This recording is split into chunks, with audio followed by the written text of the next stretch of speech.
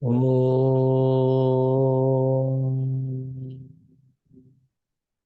Sadashiva Samagambham Shankaracharya-madhyamam Charya Asmadacharya-paryantam Paryantam Vande Guru-paramparam Om Sahana Sahanavatu Bhavanao Bhutto Bhunaktu Sahaviryam Virabhavahe Tejasvinavadhitamastu ma Namastu vidvijahai. Om Om Shanti Shanti Shanti Shanti Shanti. Shanti Harihi Om.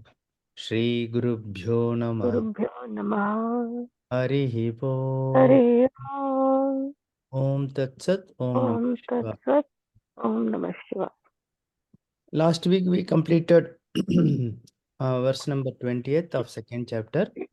Now let us continue with the 21st verse. Please unmute, we will chant. Veda vinashinam nityam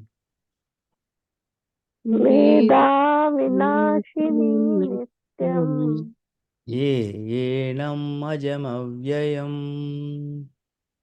Yo enamajamavyayam Namam katam sa purusha partha Katham Sa tamsa Purusham purusha Partha partha kham gatayati hantikam. kam Samghatayati gatayati antikam. Hantikam.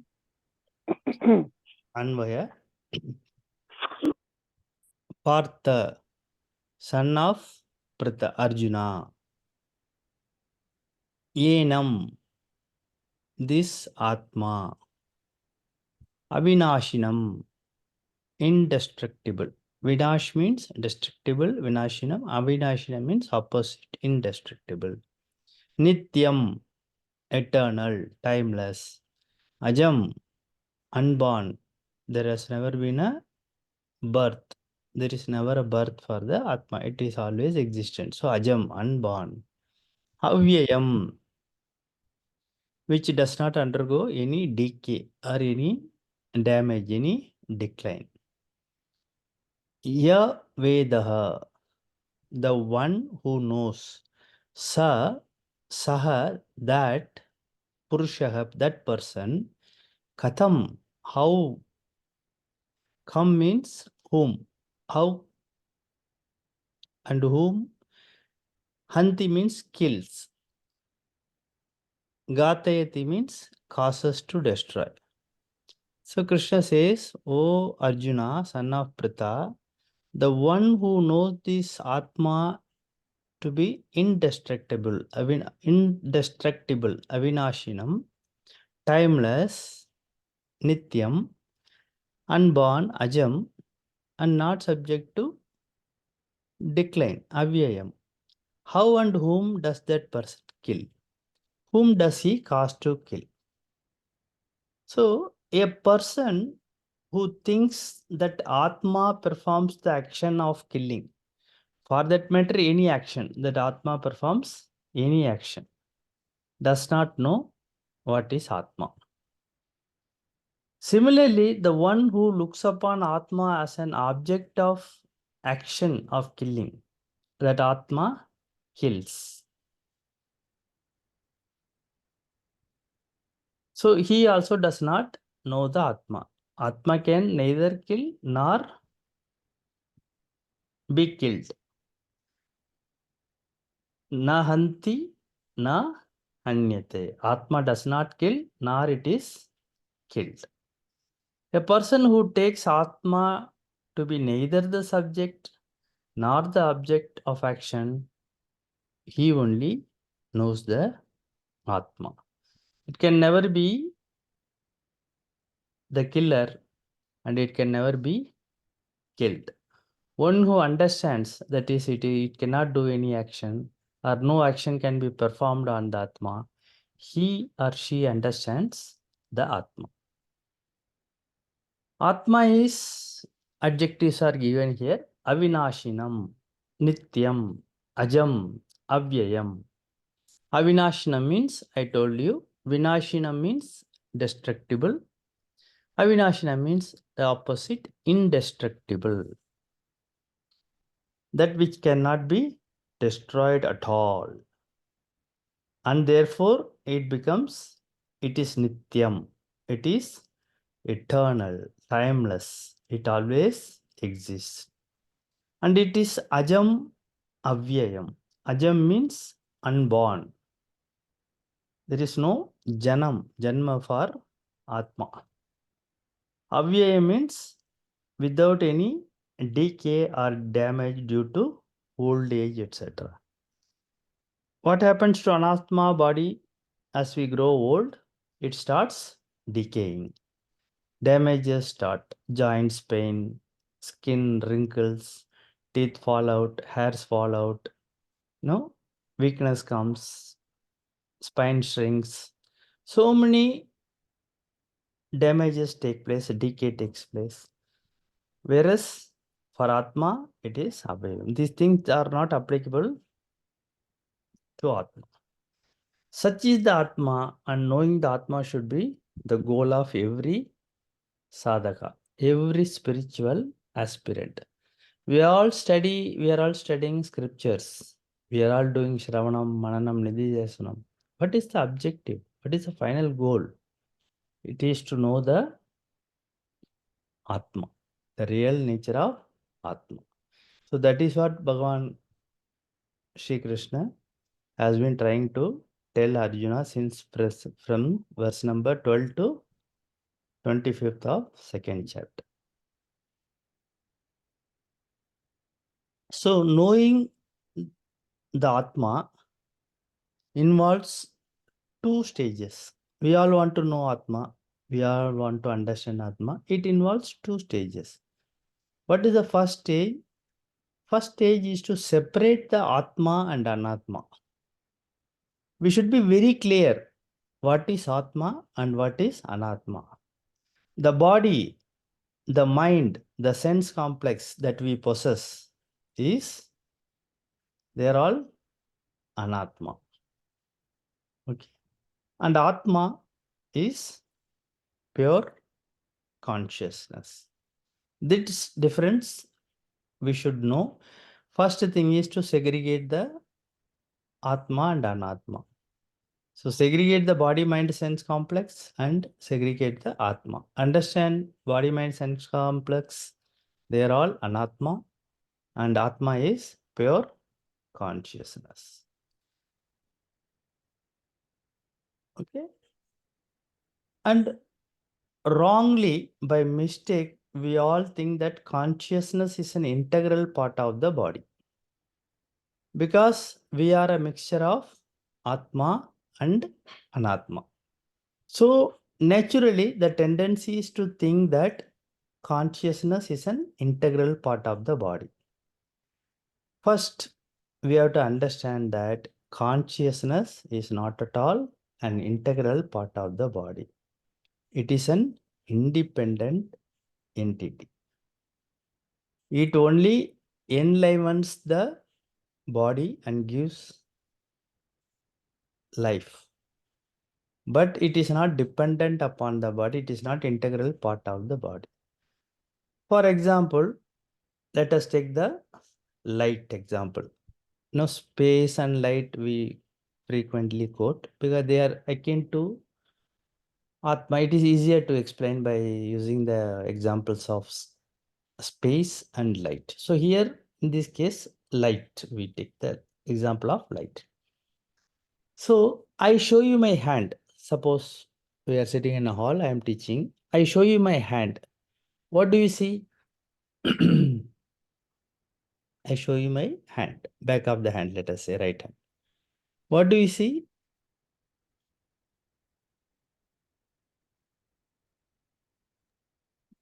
Anyone? The hand in the light. Yes.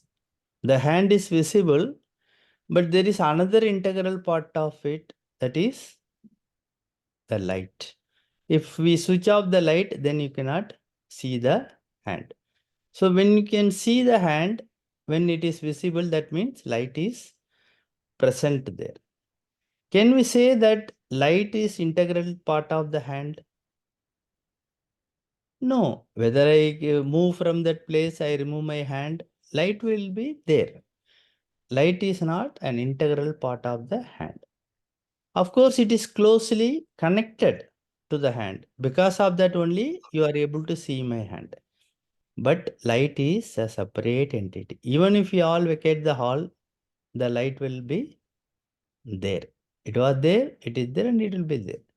It is not an integral part of the body. It will not go with us. Okay, this person is leaving, I'll go with him. No.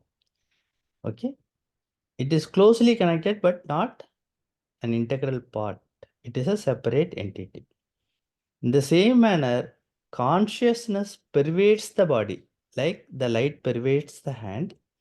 It is intimate, it is very closely connected, but it is not an integral part of the body. It's a separate entity.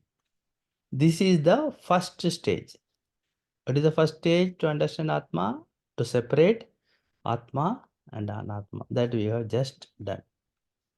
Now, after separating the body, Anatma, and consciousness, Atma, Atma and Anatma, what is the next stage? Is to ask the question whether I am Atma or Anatma. Which one of these two I am? Throughout my life, before studying scriptures, learning Shastram, I have always been under the impression that I means this body, this mind, this sense complex, this ego, everything, everything. So till we came to study scriptures, especially Vedanta, we have been claiming that I am this body. It's a very deep-rooted belief. It can be shaken easily in one day or even sometimes one lifetime also. Because you cannot just refuse the fact that this body is not me. You cannot say this body is not me. It is not, it's very difficult, very tough. Because throughout our lives, not only in this birth, in several previous births also, we have been conditioned to understand, to accept, this is what I am. This body is what I am. So once we study scriptures, Vedanta, understand, then slowly we learn that this deep-rooted belief and thought that I am this body is wrong. Okay?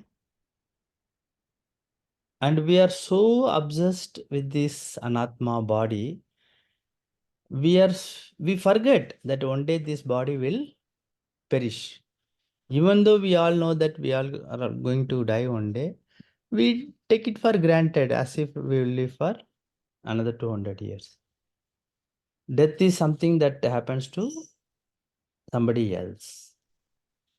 So that obsession is so much with this Sanatma that we forget that it will die one day. So therefore, the goal of a spiritual seeker, sadhaka, should be dropping this claim, dropping this notion that I am the body, and instead drop the claim on the body and claim the consciousness as myself. Now the focus should shift. I am what? I am pure consciousness. I am Atma. I am eternal, unchanging Atma. I am not this ever-changing, decaying Anatma.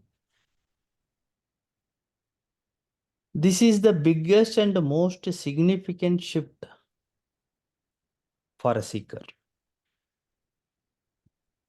When you progress spiritually, this shift will take place eventually.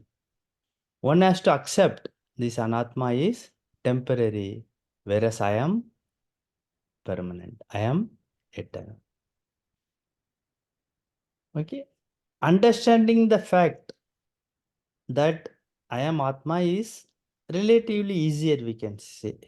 But shifting of the I from the matter, that is the body, to the consciousness will take lot of time. Okay, because it is a deep rooted belief, it's a deep rooted thought that for several births, millions of births, I have been conditioned to think that I am this body, I am this mind, I am this sense complex. So the understanding comes, you understand, yes, I am Atma. But to shift that I, suppose I wake you up in the middle of the night, I ask you, who are you? You should not say that I am so and so. What you should say? I am Atma. The day you do that, then you have become a jnani. You have matured. You have understood Shastram and assimilated it. Okay? This shifting of I from the matter to the consciousness. Matter is inert. We have to shift that I from this inert matter to consciousness. And it will take lot of time. Sometimes it will take several lifetimes also. The body belongs to the matter and Atma belongs to the consciousness. Atma is consciousness. Body is only an inert matter. So you should understand and accept and realize that I am consciousness. That is present in the body. Just like light is present in the hand so that we are able to see the hand. I am consciousness which is in the body and which will continue to exist after the destruction of the body. So how do we understand this? How do we assimilate this vector? There is a process called Nidhi Dhyasana. This process is done through what we know as Nidhi Dhyasana. Training and conditioning. Shifting the I from inert matter to consciousness. Shifting the I from the changing Anatma to changeless Atma. From the inert matter to the consciousness principle. When we practice Nididhyasanam, this shift becomes spontaneous. Day after day, no, you continue to do Nididhyasanam, then it becomes natural. Just like I am, the body is natural to me now. No, I can easily accept, yes, I am this body. It is quite natural to me. I accept. I have assimilated that fact. Now I have matured. Now I am the Atma. And that I am the Atma should also become natural. That suppose somebody asks you, who are you? You will not say, I am Mr. So-and-so or Mrs. So-and-so, Miss So-and-so. Say, I am Atma. That knowledge should become, that I am the Atma should become very, very natural. And that is called Vedaha here in this verse. Veda Vinashinam, Vedaha. Okay. Assimilated knowledge. It is deep rooted knowledge. It is assimilated. You have assimilated that knowledge. There is no need to stress it further. No need to make you believe that because you are already totally convinced, assimilated that knowledge. And what is the benefit of assimilated knowledge? That before assimilation, I used to say Atma is akarta, non-doer, abhokta, non-enjoyer. But once I assimilate this knowledge that I am the Atma, I no longer say Atma is akarta, Atma is abhokta. What I say? I am akarta. I am abhokta. That is the shift. That is the difference. So whatever feature of Atma I have learned from the scriptures, they are not Atma's features. They are all mine. So long as you talk of Atma as something else, another object, you are not assimilated with the fact that you are Atma. Atma is no different from you. You are the Atma. So previously Atma is Nitya, we studied. Now Aham Nitya. I am immortal because I am Atma. And I am reality, Satya. And I am all pervading, Sarvagataha. And I am ever the subject and never the object. And I am Nirvikaraha. I am free from all the Shadvikara, 6 modifications. I am Akarta. I am Abhokta. Okay. In the second line of the verse, it is mentioned that Katam sa Purusha Partha Kam Gatayati Anti Kam. Hey Partha, Arjuna, Sa Purushaha. How can that person be a Karta, doer? Katam Kaha. How can that person be a doer of any action? That person means the person who has claimed the Atma as himself or herself. Therefore, that person is a jnani and that jnani is a karta, non-doer. So, like we discussed in the last few classes, action is of 2 types. One is direct action and the other is indirect action. Direct action is when you yourself do the action, and indirect action is when you make another person to do it. You instigate another person to do it. Both of them can come under action only. Both of them will have karma phala. Whether you kill someone or whether you hire someone to kill that person, the karma phalam will come. Both are actions only. So fruit of action will happen. Sorry. So when a person steals something, naturally that is a crime. Suppose I don't steal it, but I engage somebody to steal it for me. Then it's a crime or not?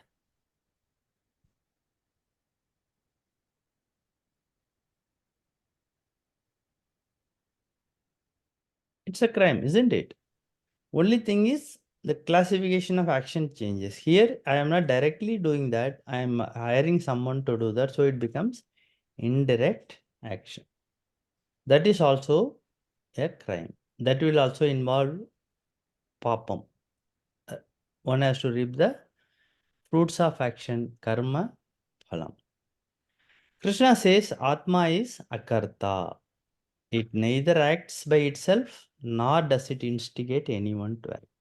It is akarta. It cannot do these 2 types of actions, direct or indirect. So when there is a housemaid at your home, you may not do the work. You instruct, you clean the utensils, you wash the clothes, you wash the curtains, sofas, everything. You give directions, instructions, what is to be done. And the work goes on. Okay. So the house owner, the homemaker, is not a karta, but karayita. He or she is the cause that makes another person to work. So Krishna Bhagavan says Atma is neither karta or nor karya karayita, cause. Okay. It neither kills, it neither nor it causes to kill. Therefore, katams of purushaha hantim. How can that Atma kill anyone? And come gatayantim. How can that Atma instigate anyone to kill? Here, Bhagavan Krishna is talking about killing action.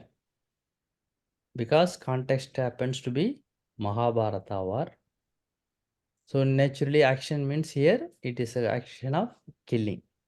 So he says that Atma can neither kill nor it can cause anyone to kill.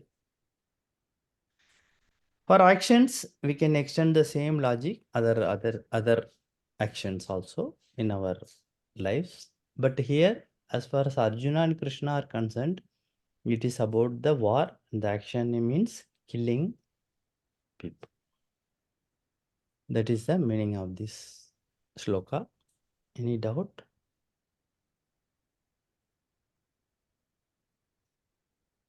Oh, there is no doubt. Then verse number 22nd. This is in Trishtup Chanda. So the chanting style will change. Please unmute. Vasamsi jirnani yata vihaya Vasansi jirnani yatha vihaya navani grinhati naroparani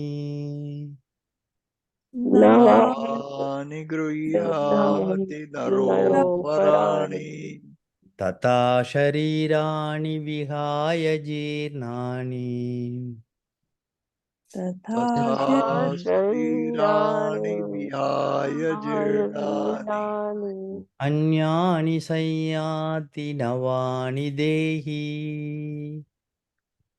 anyani sayyati navani dehi.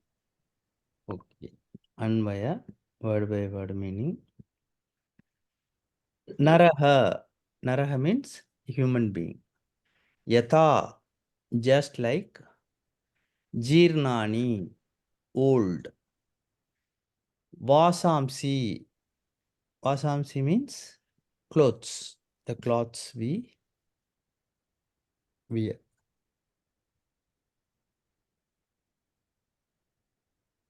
Vihaya, giving up. Aparani, others. Navani, new. Grinhati. Grinhati means take, to take, takes. Tata, like that. So too, Dehi, Jiva, the indweller of the body. Jirnani, old. Sharirani, bodies. Vihaya, giving up. Anyani, others. Navani means new. Samyati means takes. Just as a person gives up old clothes and takes up new ones, so too the indweller of the body, Jiva, gives up old bodies and take other bodies which are new. Very famous words. Very, very famous words. So Krishna Bhagavan is talking about now the Maranam, death, and the Punarjanma, rebirth. What is death? What is Maranam? And what is rebirth, Punarjanma? And what happens at the time of death? And what happens at the time of rebirth? And what happens to Atma at the time of death and rebirth? We know at the time of death, the body dies. Sthula Shariram, the gross body, the physical body dies. What happens to Atma at the time of death and rebirth?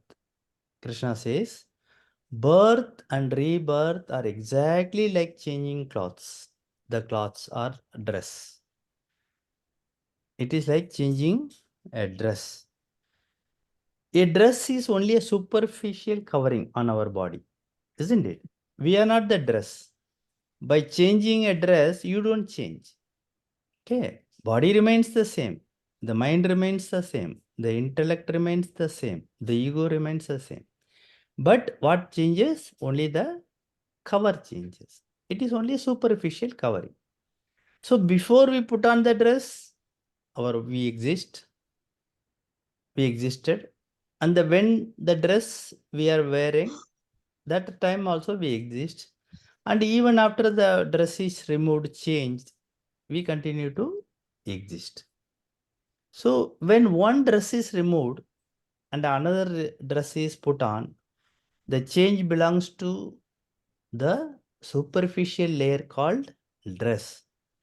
But the inner content, the body remains the same. Only the dress changes. It is superficial cover.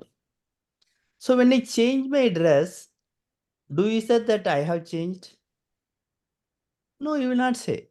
You own a different dress, another dress. You can change only the superficial thing, but not the fundamental or essential thing. By changing the dress, I cannot change my body. Okay. Similarly, every time a living being is born, it only means Jiva comes in fresh clothes. It comes in new clothes, freshly dressed.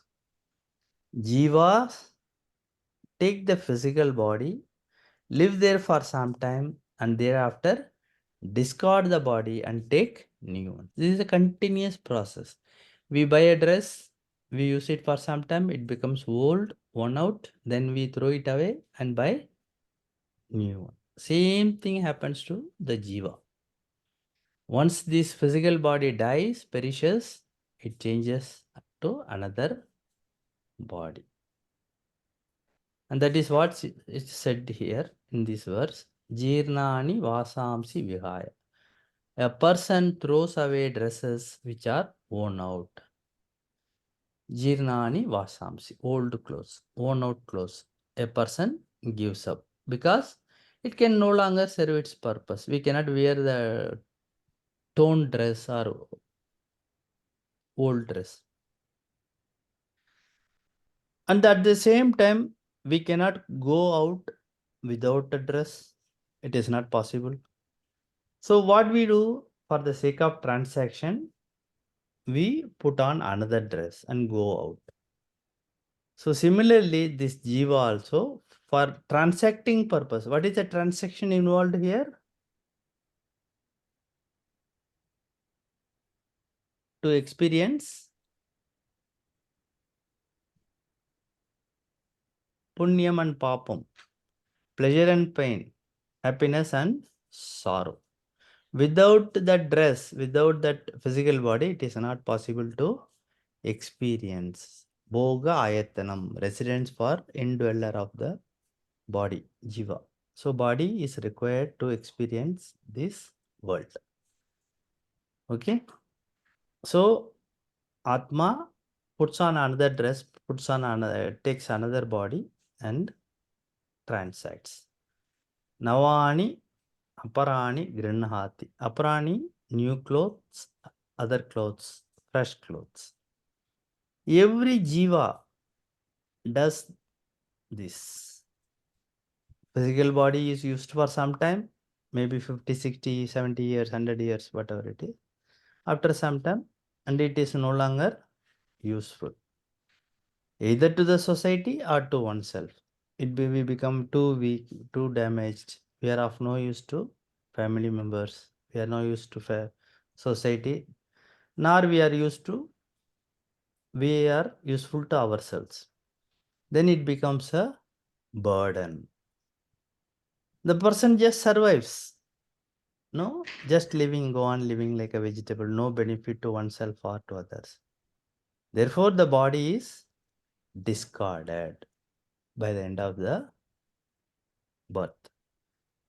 So Krishna Bhagavan says, Tata jinani sharirani vihaya. Body is discarded and another is taken.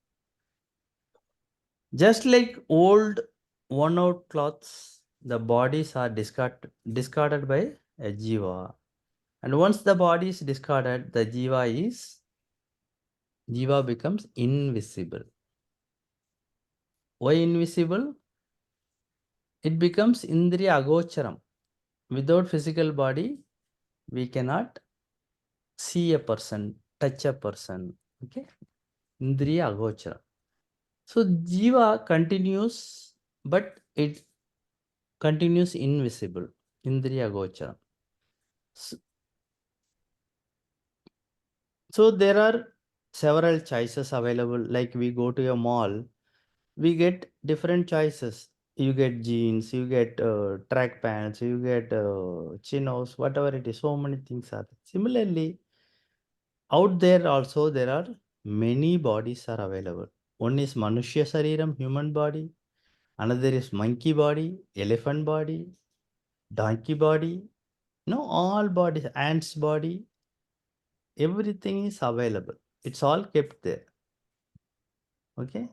Then what does this Atma do? It puts on Jiva, it puts on another dress.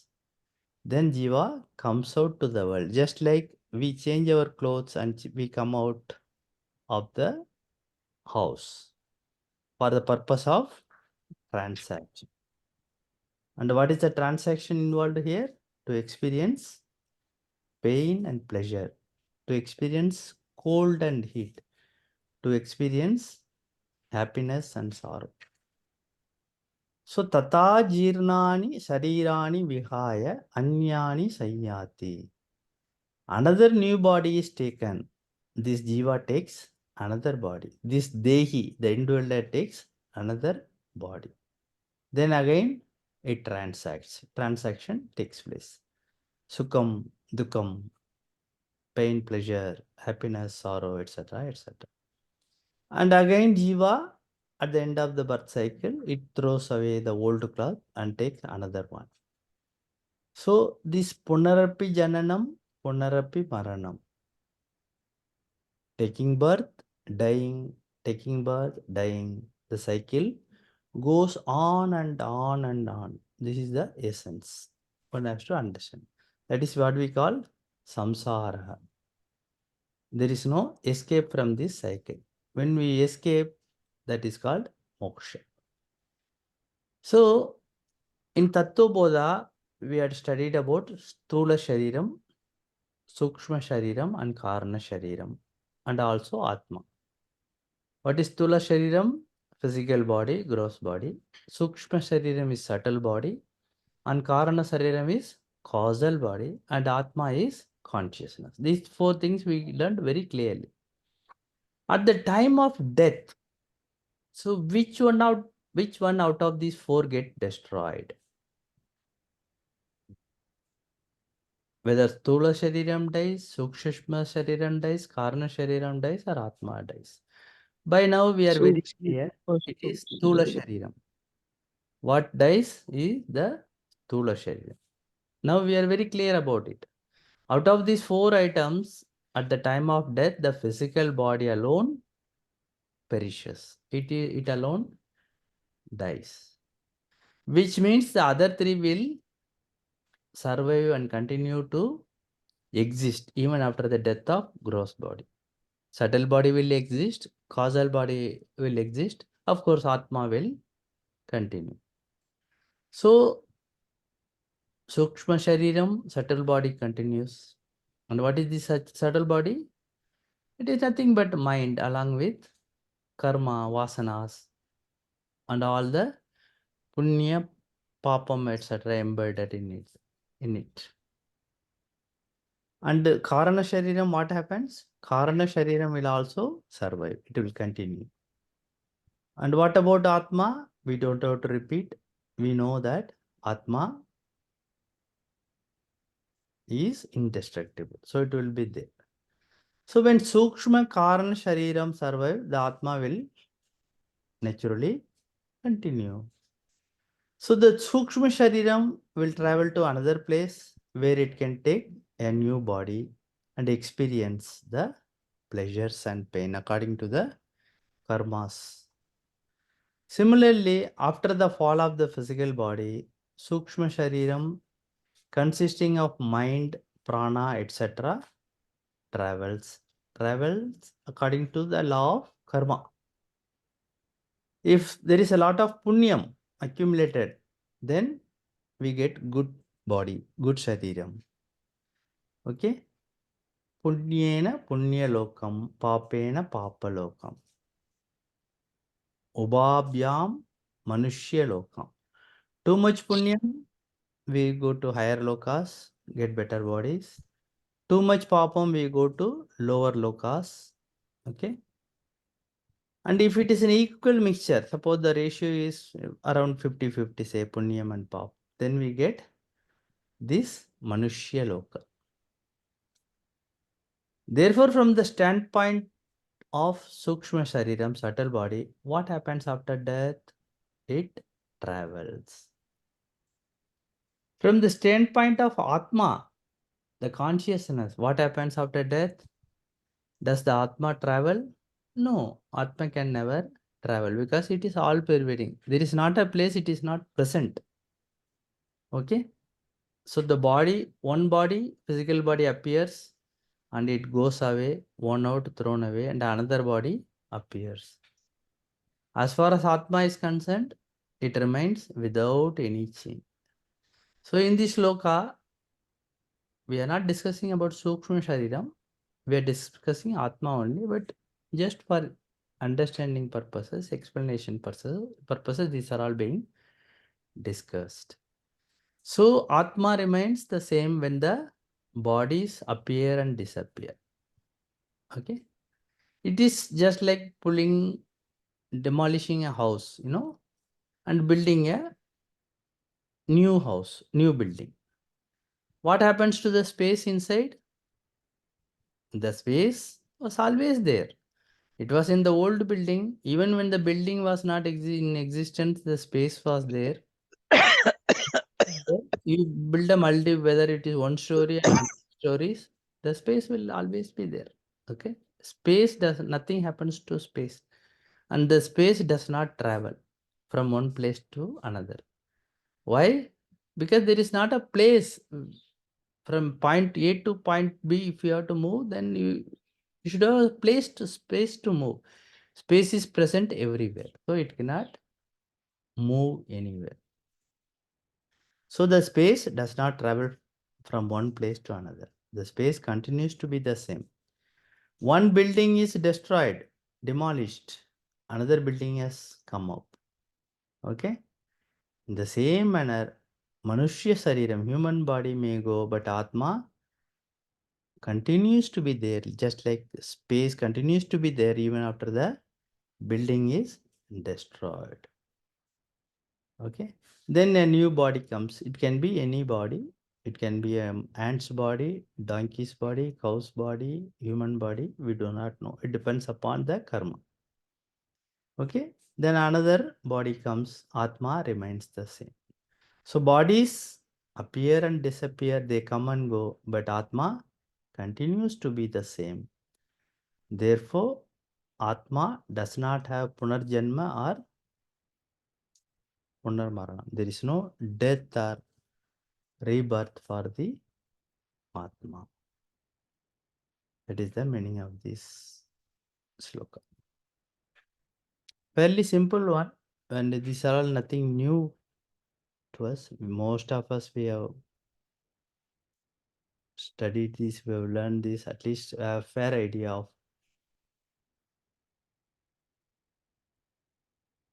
this sloka. Any questions?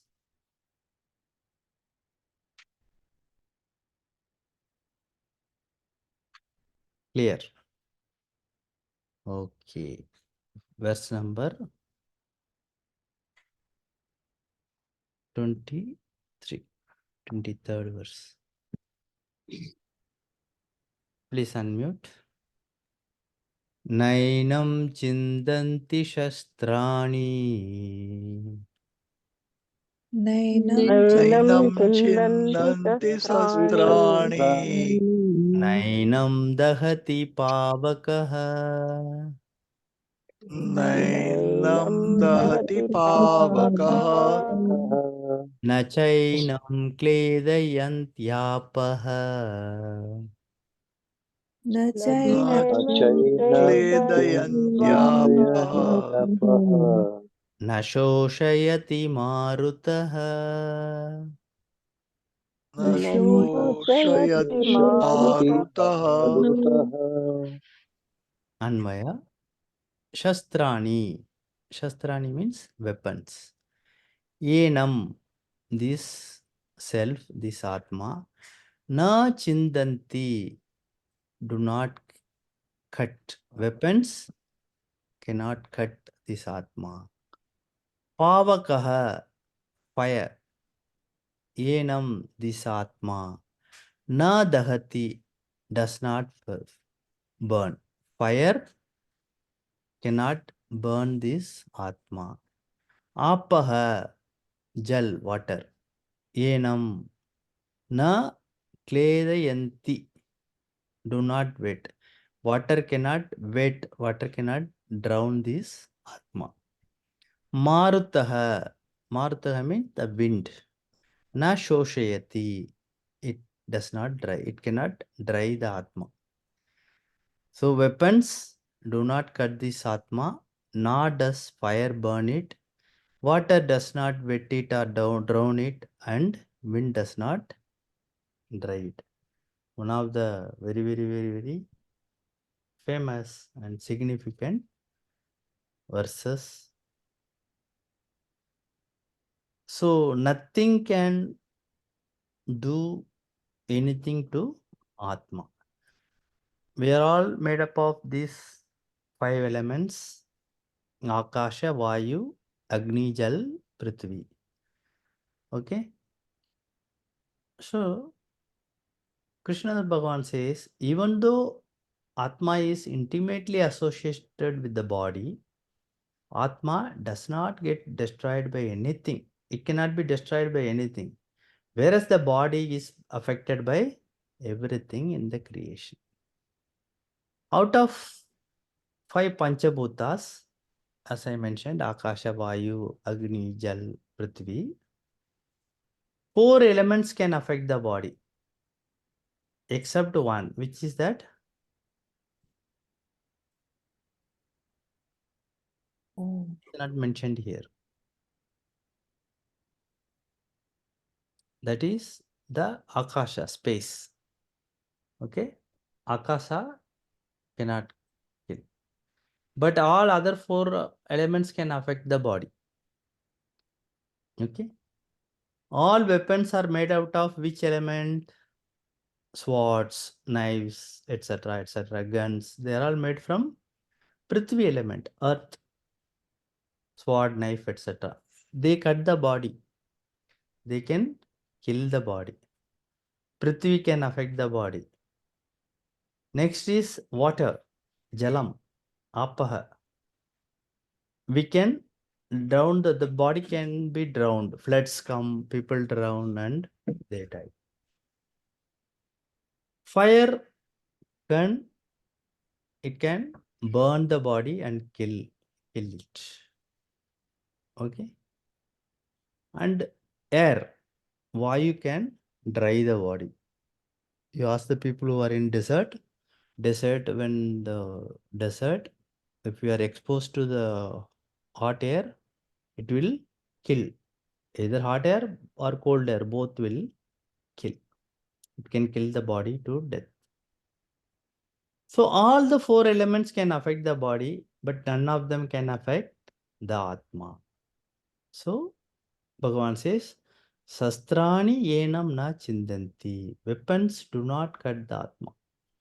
Suppose you undergo surgery, certain parts are modified, removed. It is only Anatma. It only happens to the body. Atma cannot be cut. It does not affect the Atma.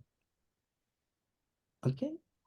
And here, as I told you, Sastrani represents Prithvi, Bhumi element, earth element.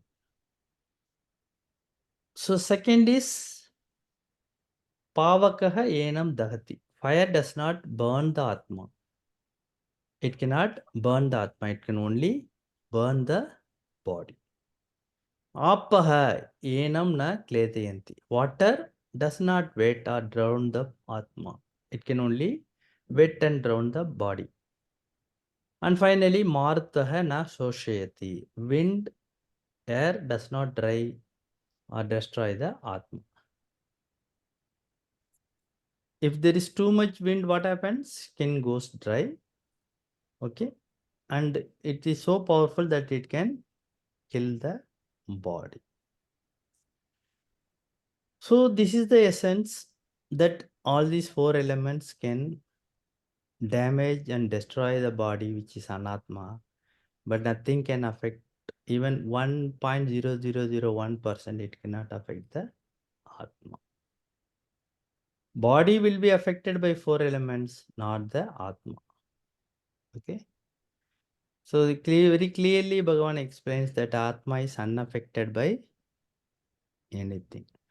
This body, which is made out of Panchamahabhutas, can be affected by 4 elements, but not atma. It does not make any difference to that. That is the meaning of this famous sloka.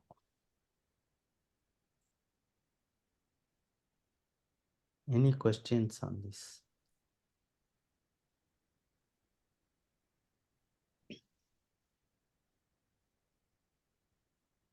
So we have few minutes. We will discuss, because 24 verse will take a lot of time to explain. I'm just thinking whether to start or continue in next class. If you want, we can chant. Or if you have any questions you want to discuss, you want to share something, you can do so. We have about 4-5 minutes left out.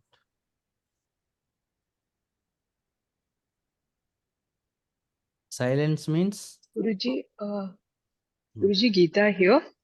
yes, I have a question. We see that Atma cannot be destroyed. yes, And you see, when the child is born, it yes. has a certain vasana. And they always say that it is from the previous birth. Yes. And as we age, we are recommended to go into sannyas ashram Hmm. so that we have very pious thought Hmm. and that helps us to get a better birth. Hmm. So, how true is that? Like, for example, the last 10 or 20 years, if you're into spiritual practices, you enliven yourself, right? Yes. Enliven, I would say, with wise thoughts. And some of the things that you did previously, you would think this was really not required. So, Hmm. those wise elements that come up, does that impact the next birth? Definitely it impacts. Because after all, it is all converted to action only. Papam and punyam. So the more we mature, the more we understand what do we avoid and what do we try to accumulate. We try to avoid papam and we try to get punya. But for a jnani, both are not preferred. A jnani neither prefers punyam nor Either papam. left. What is the reason? Ah, Because that involves because he is unhindered, no, with anything. no. It doesn't matter. If punyam is accumulated, again one has to take birth. So Oh, best okay. thing is not to have plus or not to have minus, Account should be Okay. zero. I do all the good actions, I do all the punyam, definitely result will be better. I will be born in a better family, rich family, educated family, where I can live comfortably, intellectually also sound. That happens because of punya. That is one of the reasons that we go to sannyasa ashram. But sannyasa ashram, the purpose is not to accumulate punya. The purpose is to exhaust whatever we have accumulated. So you start practicing what? How do we do that? We start practicing karma yoga. Okay, karma yoga. What is karma yoga? That you dedicate everything to the Lord. Whatever I do, Selfless action. I do in the service of the Lord. And whatever phalam, fruits I get, I accept it as prasadam. That way I dodge both punyam and papam. I don't do any action because I have dedicated to the Lord. Okay. Whatever is done, it is done in the service of the Lord. So I don't get any phalam, fruit for that. So results will be given. If whenever we do action, whether we like it or not, results will be given. And that result, if I accept, then I will accumulate. So what do? I surrender it to the Lord only. Okay, in both cases I do, then it becomes karma yoga. The karma becomes karma yoga. Then you neither accumulate punyam nor accumulate papam. Okay, So that the should be goal the is liberation. liberation, moksha, because we don't want to, born again Correct. in heaven or in a rich family, but again you have to go through everything. Correct. So Yeah. purpose is spiritual seeker, a sadhaka. Purpose is to get out of this cycle, samsara cycle. That is ultimate goal. And Shastram tells us the ways and means to come out of this punarapi jananam, punarapi maranam, this vicious cycle. Get out of it. That should be the purpose. Okay, all these karma yoga, vipassana yoga, raja yoga, Sravanam, Mananam, Nididhyasanam, everything is designed for that only. To get out of this, to end this process. So that should be our goal in every birth. Preferably in this birth itself, it should happen. We should all become Jivan Mukta, Videha Mukta when we die. But if it is not possible, at least we should progress so that in the next birth, we continue from where we have left. So that is the purpose they have done. 4 different ashramas, brahmacharya ashrama, grahastha ashrama, because one has to go through it, because everybody cannot take sannyasa. So we live a life of brahmachari, learning things. Then we live a life of grahastha, doing our duties, worldly duties. Then we become vanprastha slowly, hand over the responsibilities to other family members, youngsters. Then finally sannyasa, to try and attain moksha. That is the purpose. So whatever you do at the later part of life, definitely it will have an impact on your next birth. The more punyam you do, better birth.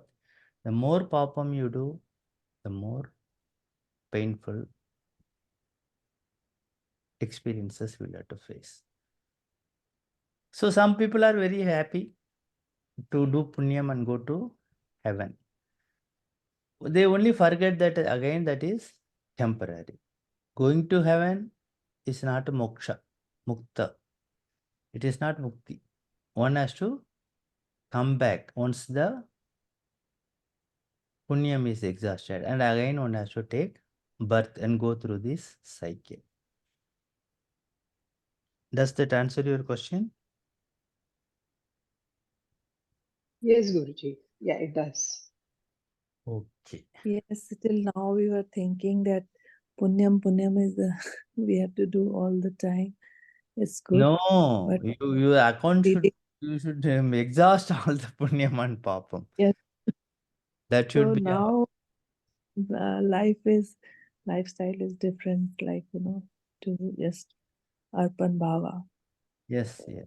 Arpana bhava.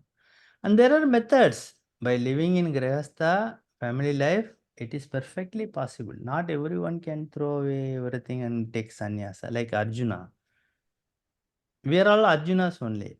We don't fight in the Kurukshetra war, but we are also faced with the dilemmas, these problems.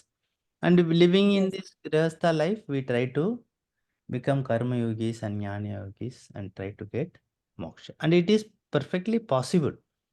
It is not that you have to take sannyasa and go and live in the forest, then only you will get moksha. Okay, that is what Gita Sastram is, a moksha shastram. It is trying to teach us how to attain this, how to get out of this samsara sagar. Okay, time is up.